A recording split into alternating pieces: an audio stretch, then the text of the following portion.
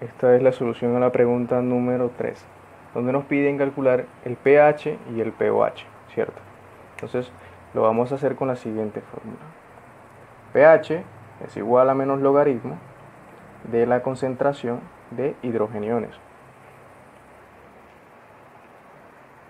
El pOH es igual al menos logaritmo de la concentración de iones hidroxilos.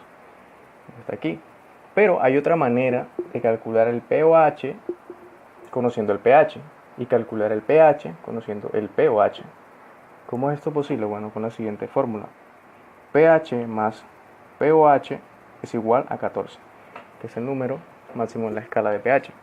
Entonces, si yo conozco, por ejemplo, el pH, simplemente lo que voy a hacer es una resta. pH menos este 14 que está aquí me va a dar el pOH. Si yo conozco el pOH, que está sumando, voy a restárselo al menos 14, al 14 y eso me va a dar el pH, ¿cierto? Entonces, el primer punto, que es el agua. Bueno, el agua pura tiene tanto la misma concentración de iones hidroxilos, así como también la misma concentración de iones hidrogeniones. ¿Por qué? Porque se supone que es pura, o sea, no hay más nada en el agua, no hay ningún soluto en el agua aportando hidroxilos o hidrogeniones. Entonces va a tener un pH neutro, que es 7. Entonces, si yo conozco el pH, bueno, ya sé por obvia razón que el pOH es 7, ¿cierto? Pero ¿cómo lo calcularía con esta fórmula? Simplemente restas el 7 al 14 y eso te va a dar 7, que es el pOH en este punto. Entonces, esto se expresa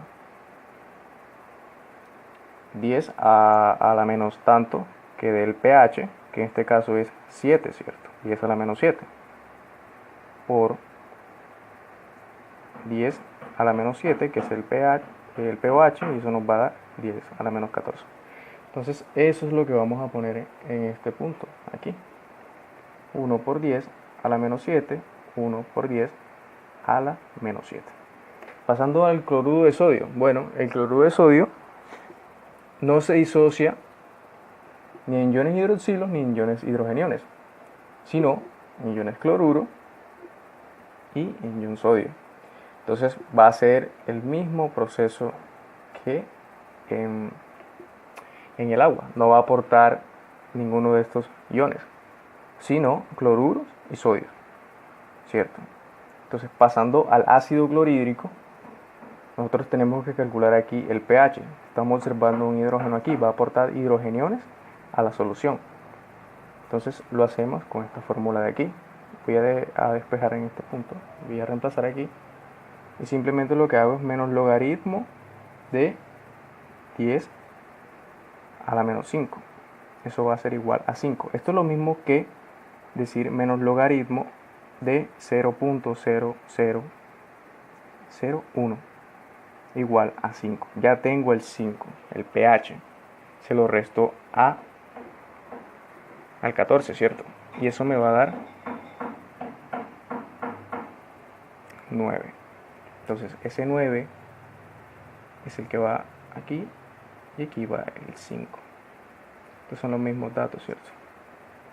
Lo expreso en estos porcentajes y me va a dar 1 por 10 a la menos 5, 1 por 10 a la menos 9. Pasando al hidróxido de sodio, es el mismo cálculo, en que la misma concentración y a la menos 5 molar, así que este va a ser el mismo cálculo aquí, en los mismos datos. El ácido sulfúrico, 5 por 10 a la menos 6 molar. Lo vamos a hacer de la siguiente manera. Calcular el potencial de hidrogeniones, pH igual a menos logaritmo de 5 por 10 a la menos 6. Esto me va a dar 5.30. Esto es lo mismo que decir que pH es igual a menos logaritmo de 0.000005 igual a 5.30. hay que calcular el pH. Ya conocemos la fórmula, simplemente es hacer la resta. Tenemos el pH 14, eso va a ser igual al pH 5.30 menos 14, eso me va a dar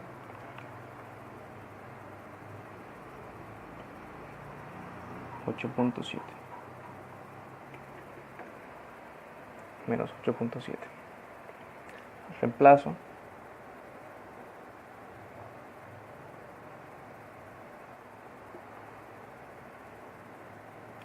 y así concluiría el ejercicio.